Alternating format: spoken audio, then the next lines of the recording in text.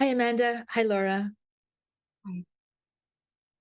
Um, so you reached out to me, Amanda. You reached out to me because of a certain individual. Could you want to say with who that individual is? Yes, that individual is my children's father, Corey Faulkner.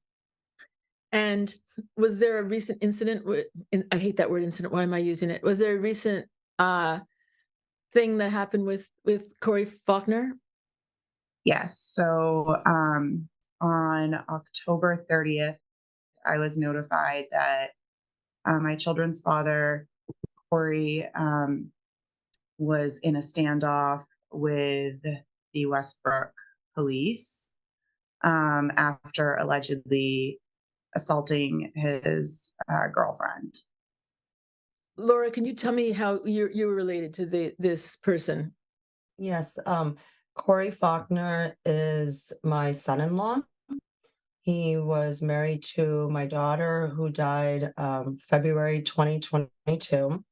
It was immediately ruled as suicide. They also have a son, and that's also part of our battle is keeping the son safe. And how did the two of you connect? How did Laura Um, and Amanda connect? Oh, Sorry. nervously. we were introduced at Michaela's funeral. Amanda, he was your partner first, and then he was Michaela's partner after that. Was it a situation where he villainized Amanda to Michaela, maybe, so that for that reason, Amanda and Michaela, you were not friends at the time, or Yeah, that has been, my experiences with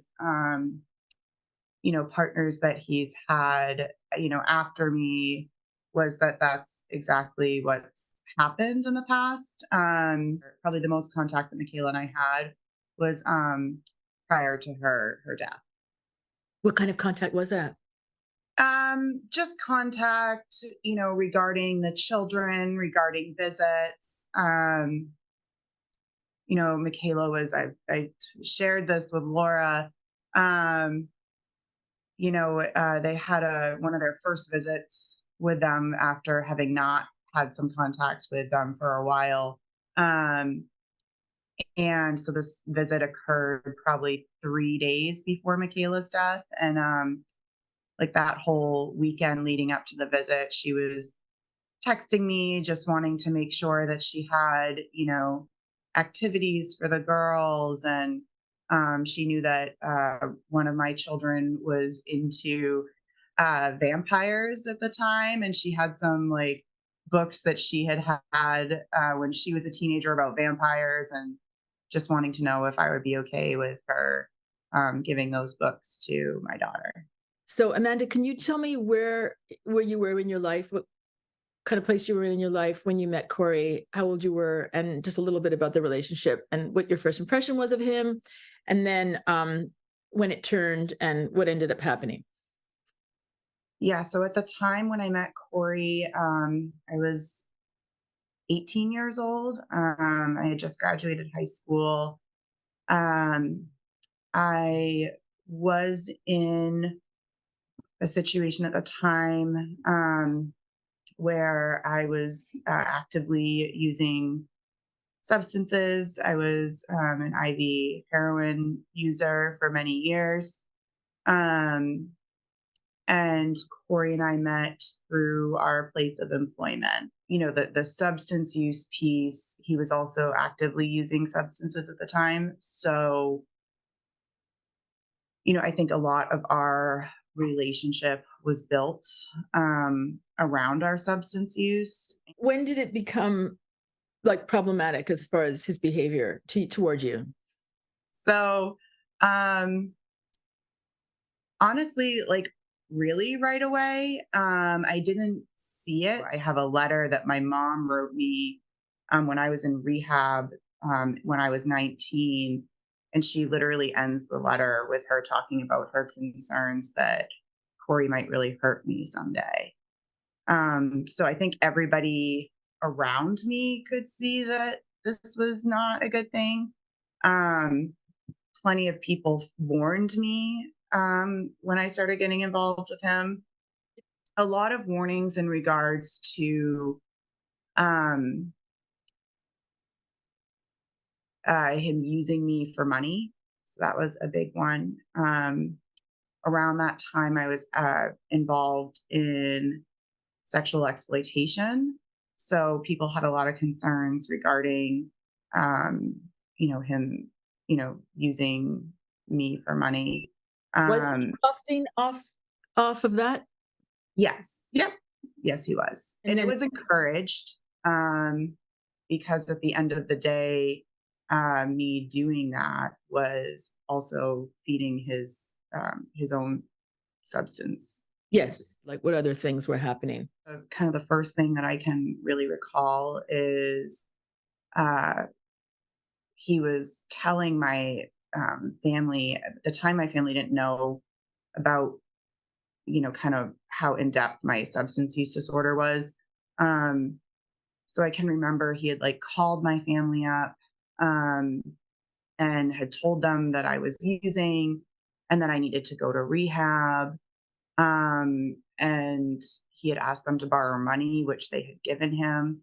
Um, and, he created this conflict with my primary support system, which Mhm. at the time was my family. Isolation, classic, Yeah. So classic. Yeah. it became very like isolating. And I remember when I got dropped off at, it was Mercy Recovery. This would have been back in 2006. And I remember just feeling so frustrated that my family was so upset with me. Um, and he looked like the good guy. Like, Right. little did they know, that he was the person that was supplying my substances. So when I was, involved in sexual exploitation, there had been a time where he had been encouraging me to go make money. And I went to this place where he knew where I was. Um, and he ended up driving over there, and he started yelling like in the parking lot of this motel. And he like proceeded to demolish my car, um, with a box truck that he had. So like my car was like the mirrors were hanging off it. It had dents in it. Police had been called. But that was, controlling in the sense of like he knew where I was, he knew what I was doing.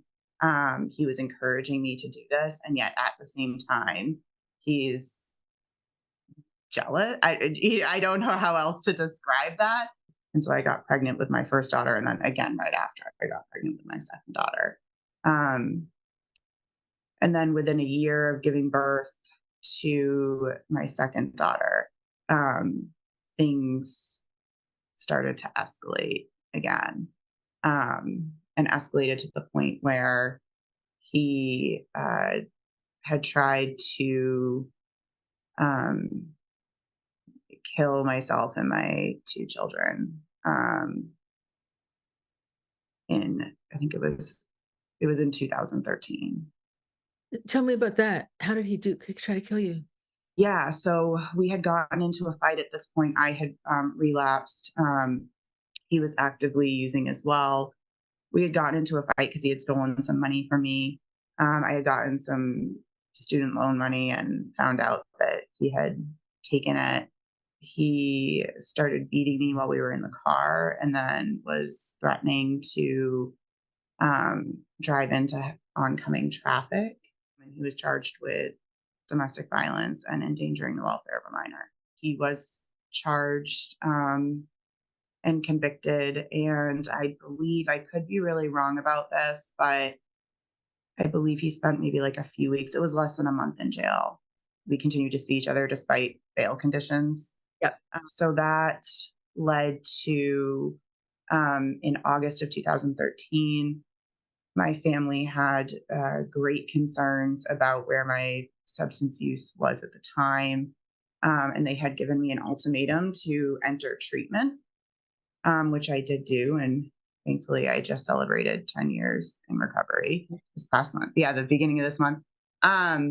But So I entered treatment at the time that he was being prosecuted. Um, so when I didn't appear at the court um, to show up to testify, because I was supposed to testify, um, they had reached out to Child Protective Services, and Child Protective Services became involved. I did end up going to Spring Harbor for a period of time because I was suicidal. Um, and when I got out of there, I was able to get into a program called the Macaulay Residence, which is transitional housing for women and children. And so um, when I entered that program, it's like a locked facility. And, part of my commitment to that program was that I would not be engaging in this relationship with Corey. Did we still hang out after that? Yes. But I think that what that program did was it gave me a strong buffer where, it's hard to set boundaries with somebody who's been super abusive to you. They did a really good job of setting those boundaries for me. It was the end of our intimate partner relationship, but not the end of abuse or the end of us having to have contact. The children. Right. I ended my relationship with Corey. I would say it was probably like 2014 when we were like done. And what I think is fair to say is that he had quite a few relationships in between then, all which appeared to be pretty toxic. And then I want to say it was either 2016 or 2017. He was in a relationship with a woman that he ended up also assaulting.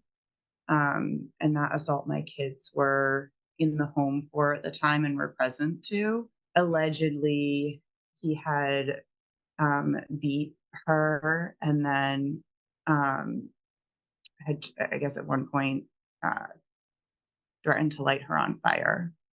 Did the kids tell you that they heard that?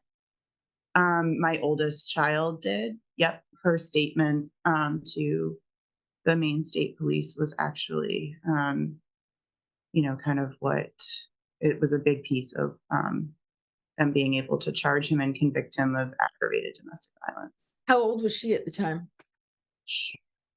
Maybe like 8 or 9. And I was actually the person who called the state police because he had called me and told me that I needed to go pick up the girls, that him and his girlfriend were fighting and that she was doing all this stuff to him. And I heard her in the background saying, "Please help, he's trying to light me on fire." He was convicted. Yeah, he went to jail. He didn't go to prison, so it was under 9 months. Okay. The next person that I heard of him dating was Michaela. Okay. And so Laura, how old was Michaela? She should be 26 now. Oh my goodness, so young. She was 23. Yeah, she was very young. 22. Very young. She already was a single mother. She had her ups and downs with opioids and for a few years, and we were at a point where she had reached sobriety and seemed to be moving in a positive direction. COVID changed our perspective of things a little bit. I think things got a little hard for her. But it wasn't until she met Corey in the spring, and they had only been dating for a month or two. And then he was coming to my house to meet me. I felt it was very odd. And I met him, and immediately I was like, "You need to leave him. You need to leave him. There is nothing good in this person. You need to get out of it." And she said, "But Ma, I'm already pregnant." And so that became the journey with the second child and my involvement with Corey and family law. What didn't you like about him? Why did you have that first impression of him? He immediately came across as controlling, condescending, just very you can just tell when you meet someone and their intentions are not good. You can just feel it. And I wish I had something more concrete to say, but my first impression was my skin crawled. and so tell me, just tell me how how it progressed.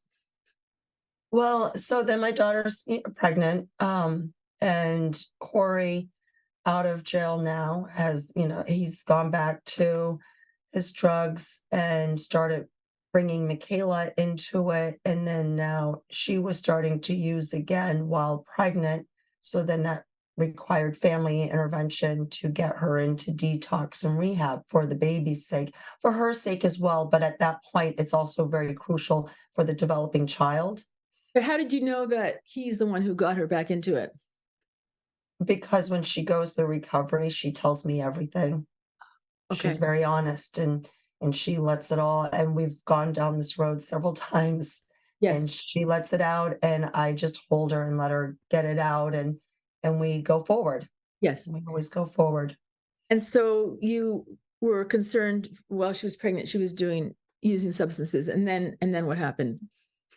Well, so then she went to detox, and I don't believe she did a full 30 days. It was a very short trip, but then she moved in with a friend, which was a red flag for me that she didn't come back home, that she moved in with a friend. And then about a month, I'd have to look back at my records. It was about a month later, then Corey moved in with that friend as well. And it was only a couple of weeks before they both kicked my daughter out pregnant so that they could continue their affair. My daughter then, Oh, wait, it was a woman it was a woman that, she had moved in with. right, Yeah, and so then he started an affair with that woman, and they right, correct. they got it, yeah. And then they pushed her out pregnant. And then the child was born in the fall of 2020, and trying to fix things and make things better. I know she regrets. She's never said the words to me, but by the letters and everything that have surfaced, they went to the courthouse and signed for marriage after the child was born. So then they were married 6 or 7 days before he set his car on fire and went back to jail. They lived together for 1 week married, and he set his car on fire and went back to jail. And one thing that's important to is like a few weeks before he lit his car on fire, he had contacted me. He was definitely under the influence, and he had the kids. I don't remember where the kids were, but they weren't with me. I know they also weren't with him. And he had told me that he was going to light my house on fire while I was sleeping, while the kids weren't there. And I actually did contact, I was so terrified. I contacted through these doors and spoke with an advocate, and they were like, well, are you trying to escape I was like, no, I'm not even in a relationship with this individual. I've been in a past relationship with this person. I just want you to document this in case like I go up in flames tonight. Like that's all. That's the only reason I'm calling you, is just so that you can document. And so to find out 2 weeks later, or not very shortly thereafter, that he had, allegedly burned his car to the ground while he was high on crystal meth was Now what incredibly concerning.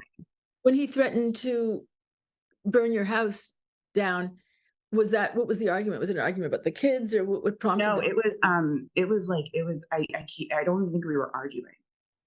I don't recall us even arguing about it. It was like he literally just called me and was under the influence and said that, which So, Laura, he was ended up in jail for For violation of sure, probation, sure.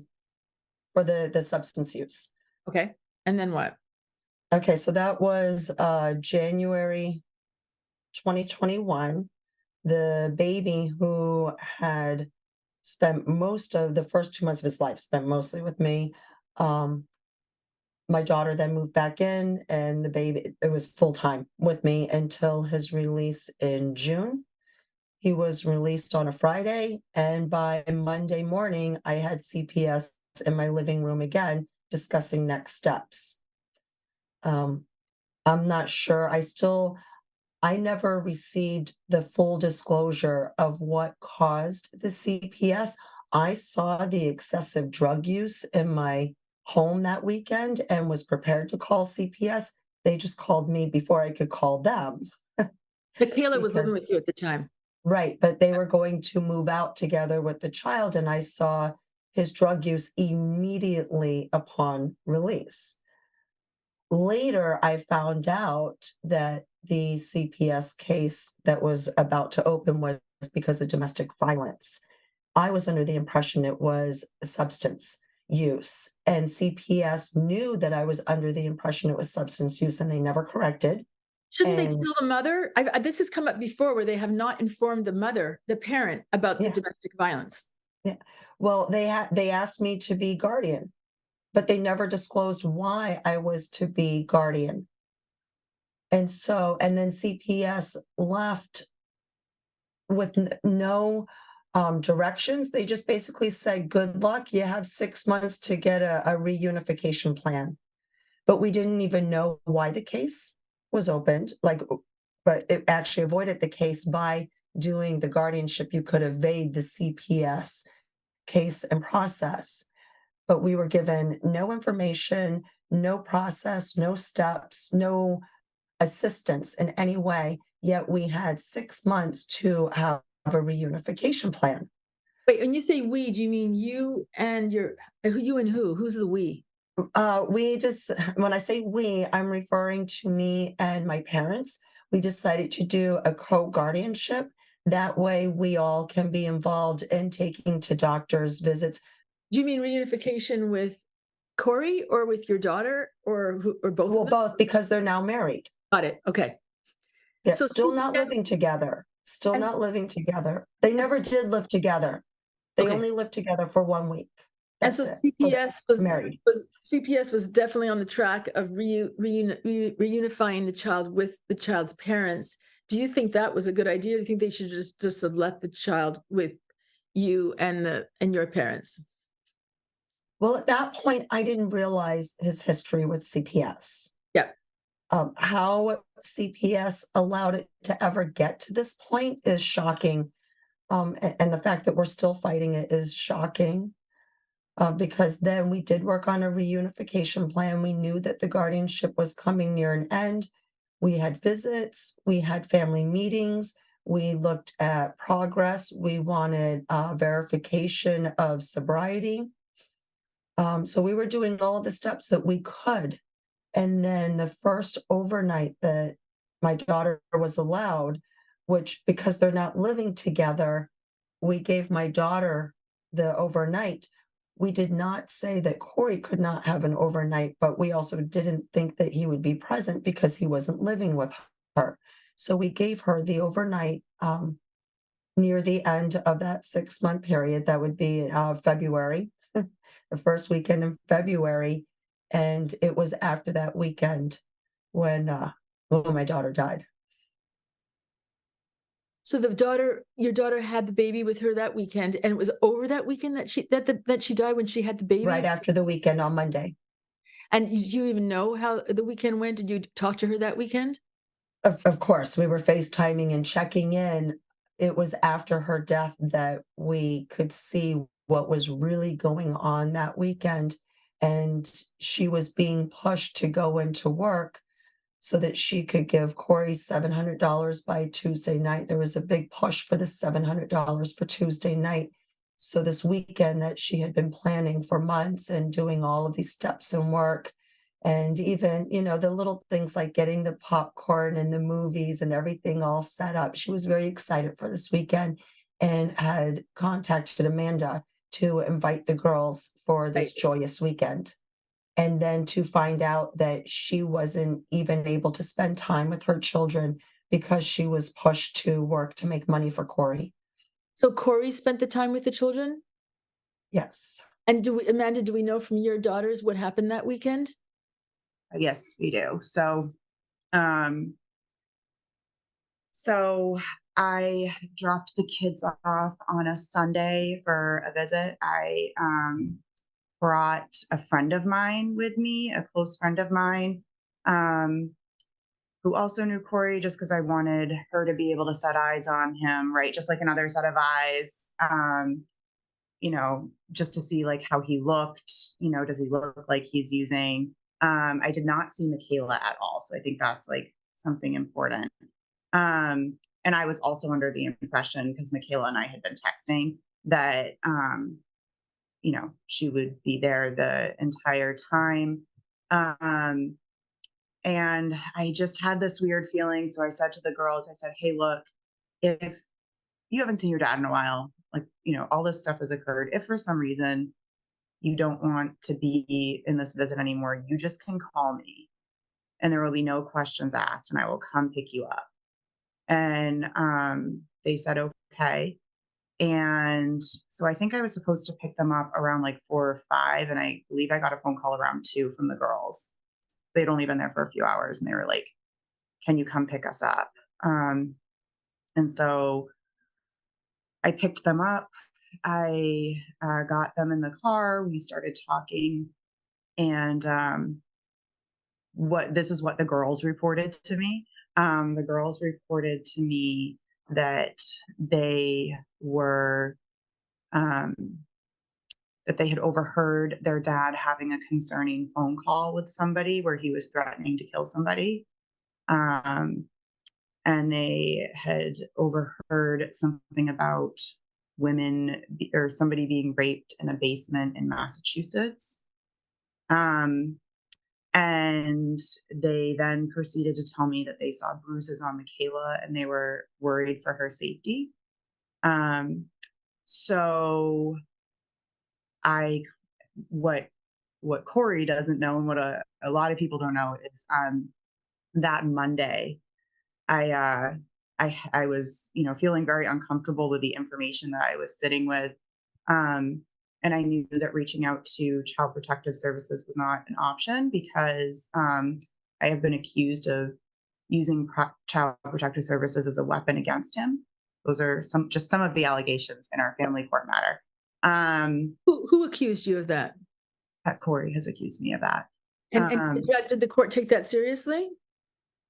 Well, it appears, because we've been in and out of family court for the past 10 years. And so, yes, it appears that people do believe that. So I knew that contacting Child Protective Services was not an option.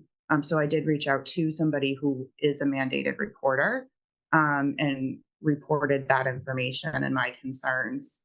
And that person was getting ready to do follow-up regarding that when I learned about Michaela's passing.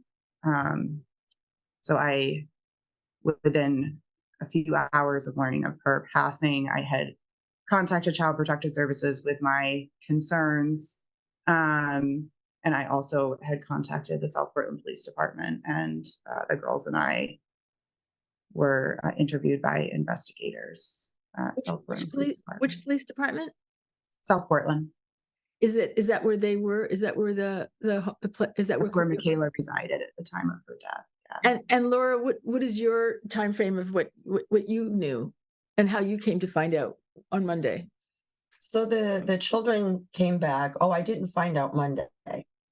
The children, came back, and I could tell that there was something not right with my daughter. And so I had on Monday morning, we had a quick little chat, and it was just a mother-daughter humorous, little chuckling moment. And it was kind of my way of saying, like, you made it, it's good, everything's all good, I didn't know what was going on at the time.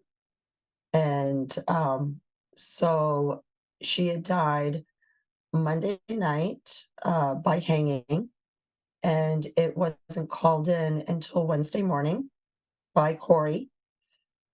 He called it in with concerns of her well-being, but he didn't call until Wednesday morning. There are a lot of questionable pieces in this. The investigator never contacted me. After 2 weeks, I did get through to him, and I was quite irate at that moment. There were all kinds of signs of foul play. Corey had requested a gun from me. I don't own guns, but he had requested a gun from me 2 weeks before her death. Of course, I'm concerned. Why would you want a gun? And he said it was for, the dog that reached his days. He doesn't own a dog. Wow. There were all, and I could go on for days. There's so much suspicion. And so, the investigator did have a conversation with me and answered my questions, but he never did ask me any questions. He never interviewed anybody in Michaela's family, not a single person. Hmm. Some of their family members have never even spoken to the investigator. So that's very disheartening. It was as soon as the medical examiner returned, it was ruled as suicide and done. Not looking back. I've been fighting since that day. I have been reaching out to Cumberland County DA. Oh gosh, every like 2, 3 months, I reach out again and reach out again. I've reached out to Governor Mills, community corrections. All of these are no response, no acknowledgement. Community corrections, I let them know of the information that I had where he was in violation, no acknowledgement. And I haven't stopped. I'm still going. I'm still trying to get my daughter's case reopened because there is quite a bit of foul play at hand in this. And we also had to go through the fight with CPS, which a judge, that's when I started learning about because of course we wanted to extend the emergency temporary guardianship. So we wanted to extend that, and Corey came at us fighting to end the guardianship.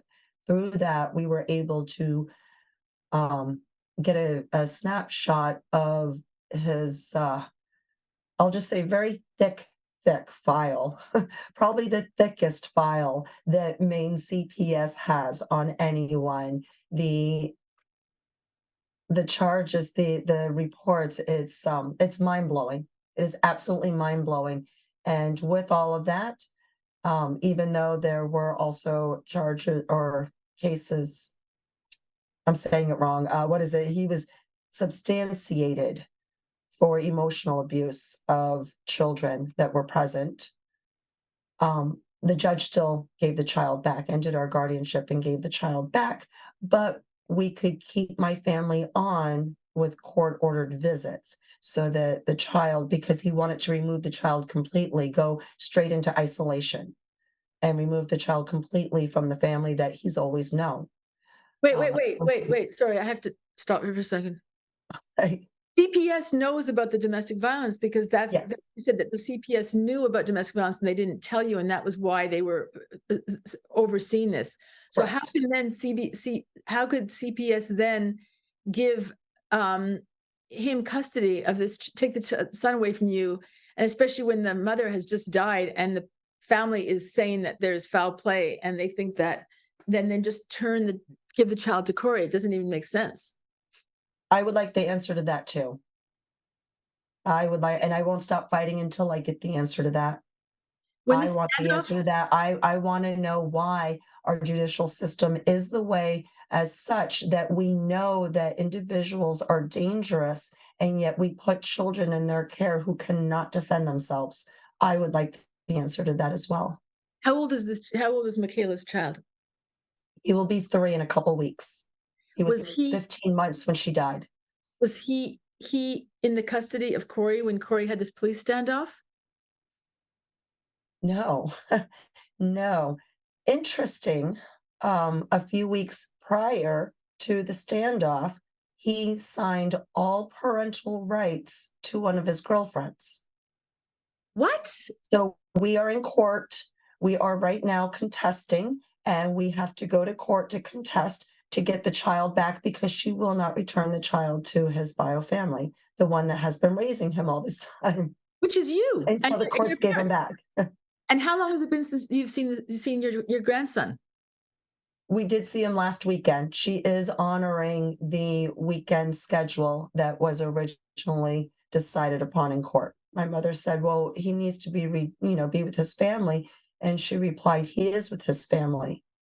Nobody knows who she is. And by the way, his mother just died. Don't you think that he needs his family more Yeah. than ever right now? Yeah. Well, that was a year and a half ago. He was 15 months. We've been fighting all this time. He was 15 months. He doesn't know what a mother is. He doesn't know who his mother is. He's very confused. His older brother understands. We had to teach him the concept of death and then explain that's why mommy's never coming home again to a 3.5-year-old. So his, I'm sorry, his brother understands what has happened to his mother. And we try and get to look at pictures and remember his mom, but he doesn't know. He doesn't remember who she is. He doesn't even know what a mother is, other than what Coco Melon teaches him. But he doesn't have that. And he's still separated from his family. Who is Coco Melon? Oh, I'm sorry. Anybody with a toddler knows Coco Melon. It's Oh, children's nursery oh. that's very popular right now.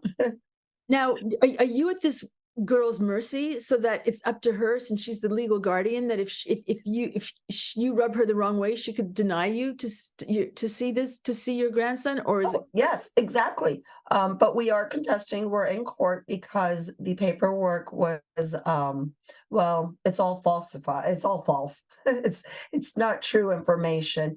They did not disclose the previous guardianship or court orders. They did not disclose previous or any CPS cases that have been on this child.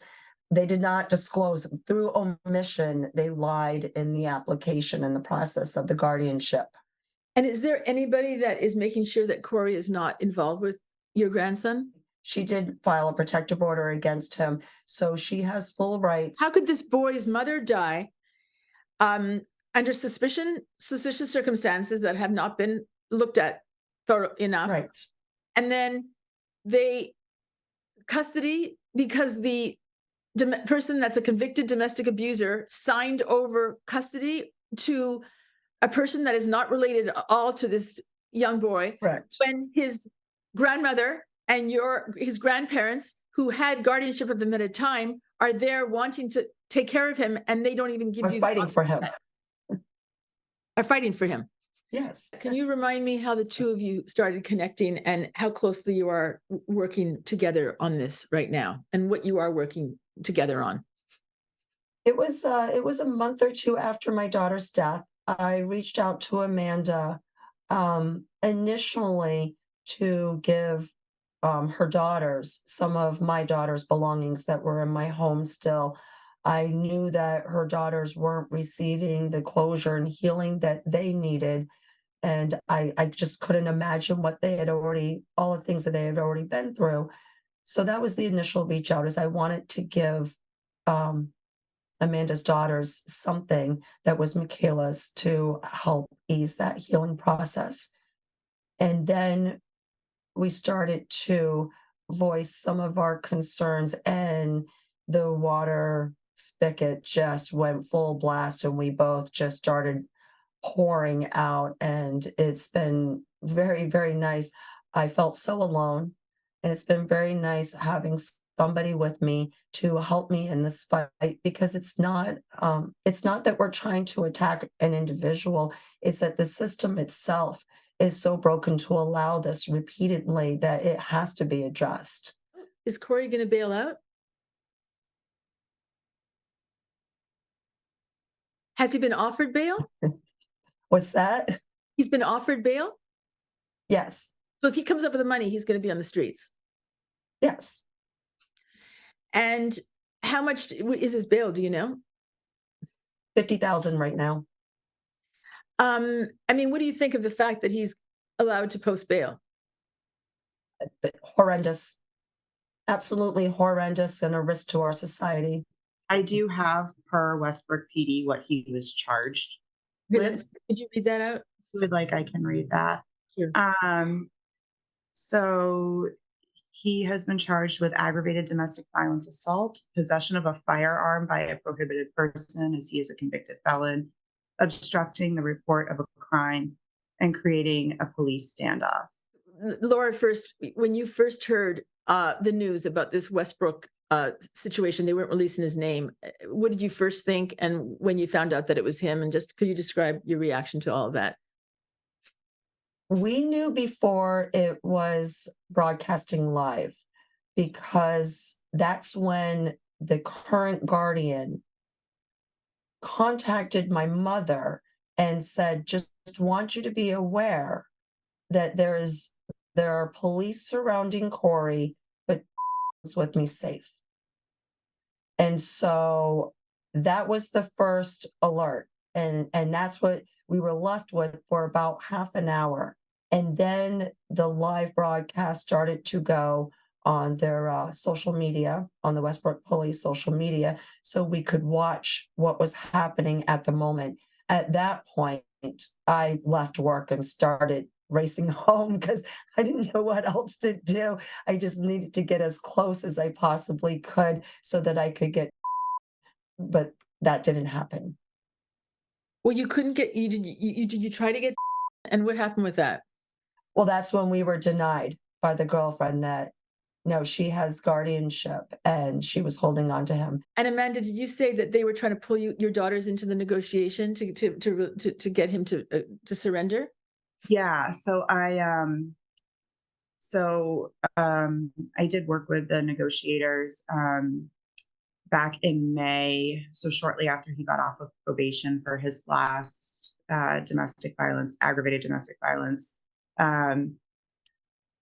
I had filed a police report with Westbrook Police Department because I had a video of him stalking me. It was it may have even been the day he got off probation or the following day. And so I had made a complaint with the police department just saying, I believe this person is stalking me. They did not, there's nothing I don't know, I guess by law could do. Stalking is very hard to prove. But I did have this video and I shared it with the police. So again, this was back in May. And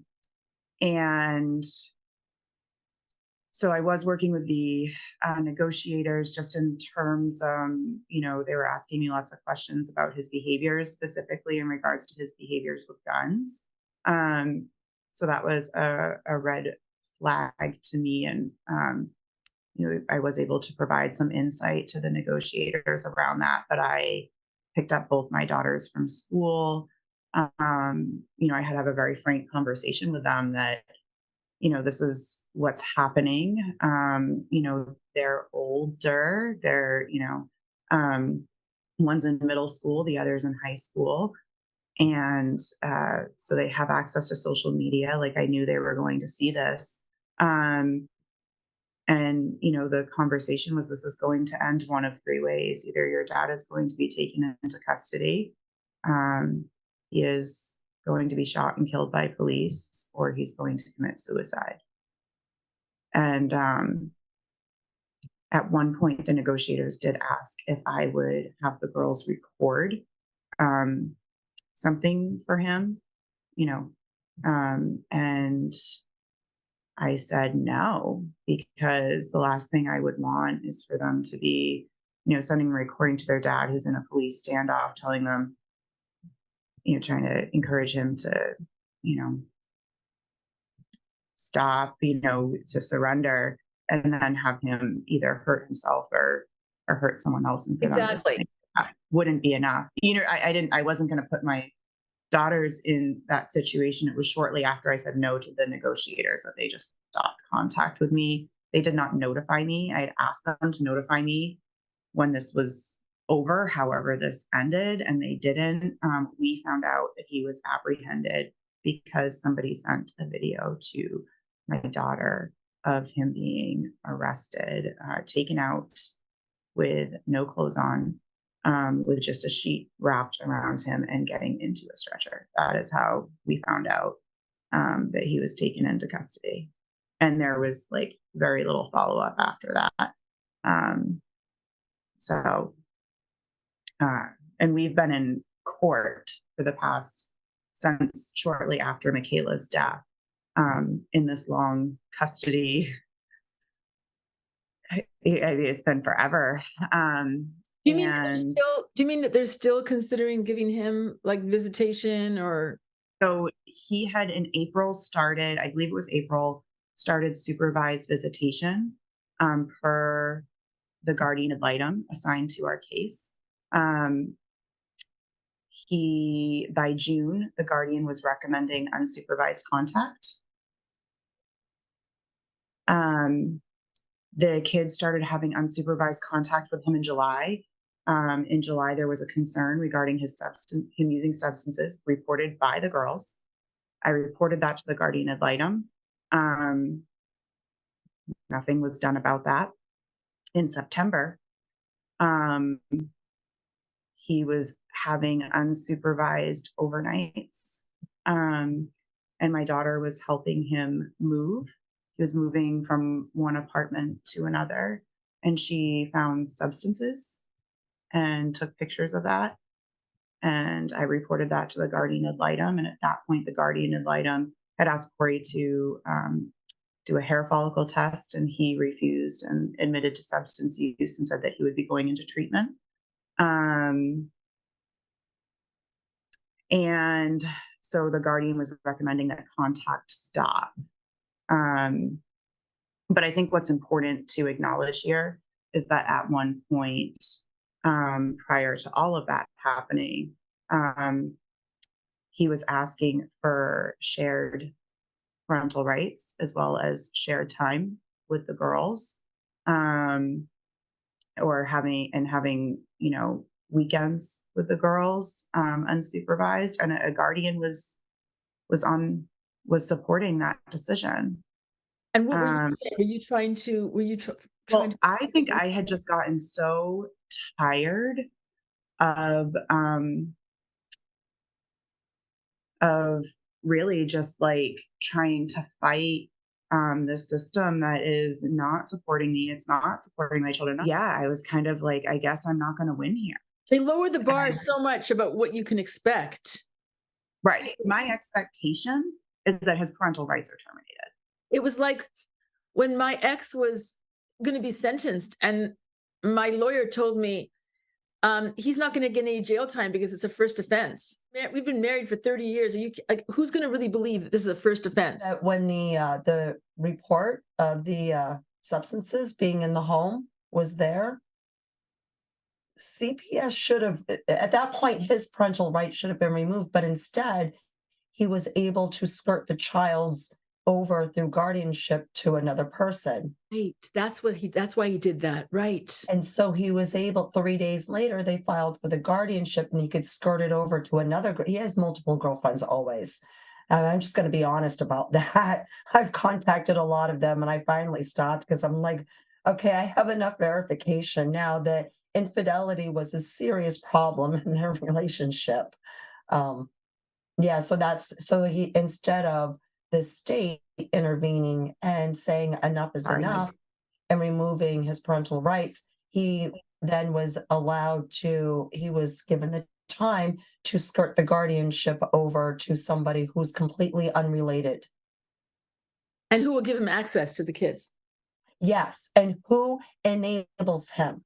And that's really important is because when we talk about everything that we've gone through, what I don't feel enough people understand is it's not just the abuse and the attacks, whether it be through court or stalking, personal. It's not just the abuser that you have to face. It's all of the enablers or flying monkeys, and they come at you at so many different angles, blame shifting, gaslighting, and it's awful when you're trying to move forward and take the right steps and you're going against somebody and then you have the enablers attacking you and smear campaigning you and just knocking you down. What do you think, Laura, happened to your daughter?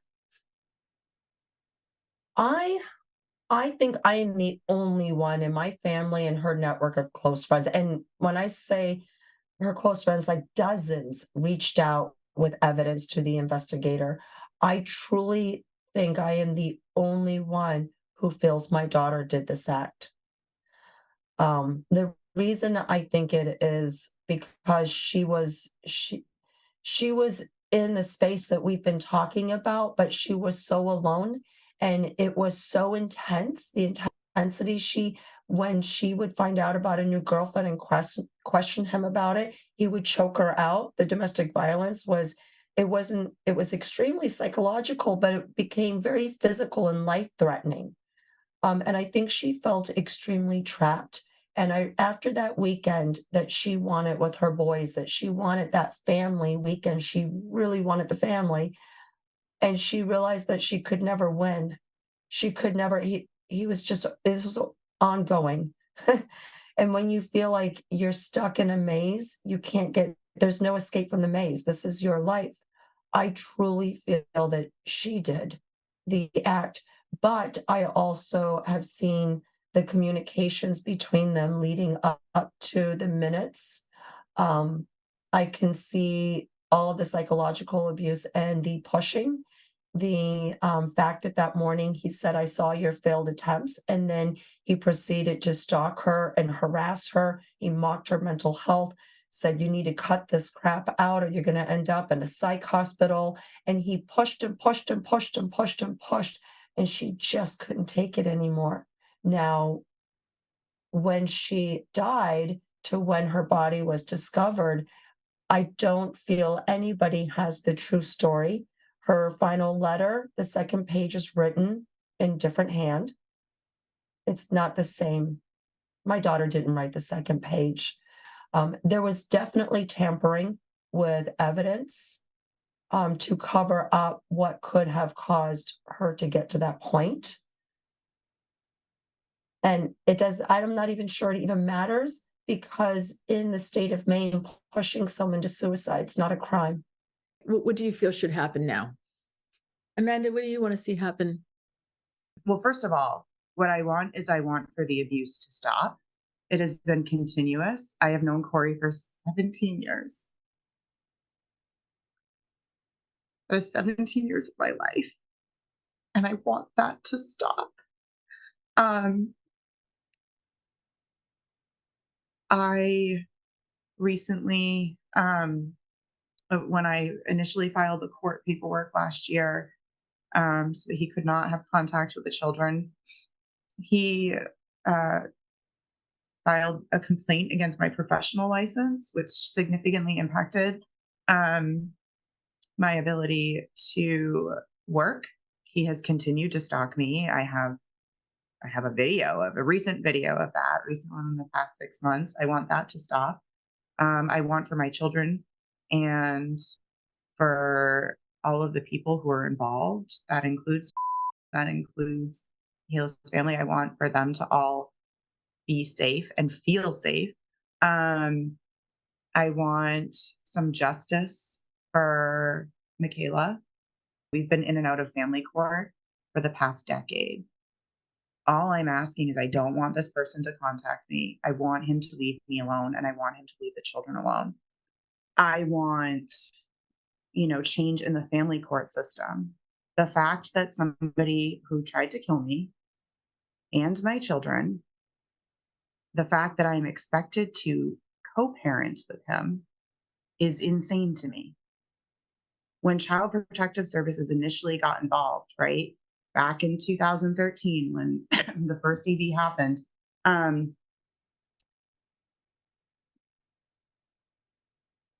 they said I couldn't be around my children. I understand that, right? Like, I get it. I went to treatment. I did what I needed to do. I'm super grateful for that because I wouldn't be here today if I didn't, right?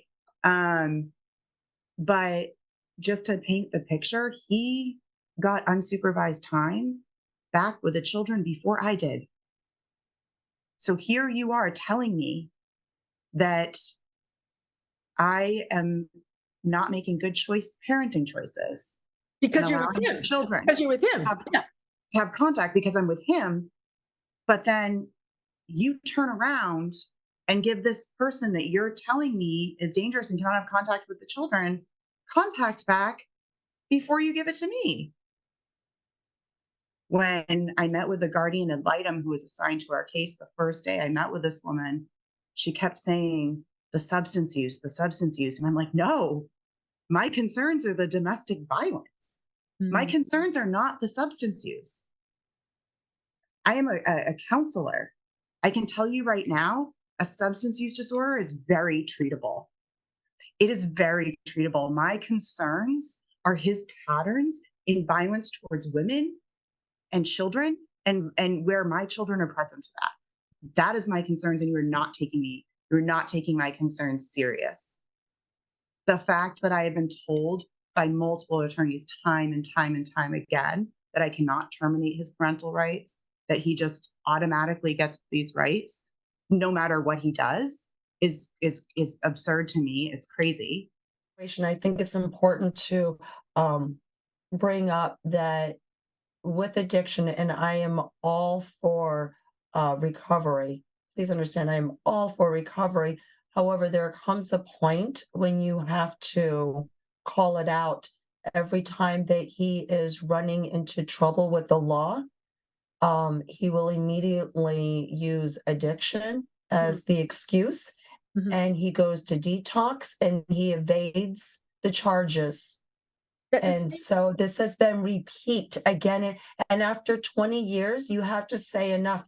You cannot, use addiction to evade the charges. they do the same thing with It mental never should have illness. gotten this far. They do the same thing with mental illness. It's an excuse. There's no excuses for Yes. domestic violence. Well, personally, I want, my grandson's home safe and sound. The sound is really important. I feel that there's very little attention to the safety, but the mental wellness is not addressed at all. In my opinion, it's too minimal. It's just way too minimal. So personally, I want my family together and I want us to be able to go forward in healing. What I won't stop fighting for our changes and our laws. This should not, it never should have gotten to this level. It should not be allowed. And the fact that we are at this level and we're still not able to get justice for the actions that he has committed is inexcusable. And so I will keep fighting until laws change and people can feel safe in the state of Maine again. More severe sentencing for domestic abuse. Yes, I do want to see more severe sentencing for domestic violence. He should not, if the state had responded appropriately with the first violation, he would just now be released. And all of these other crimes a- and hurtful acts, the loss of my daughter, none of this would have been. The second conviction, he should, why did he only spend a handful of months? He never went to prison.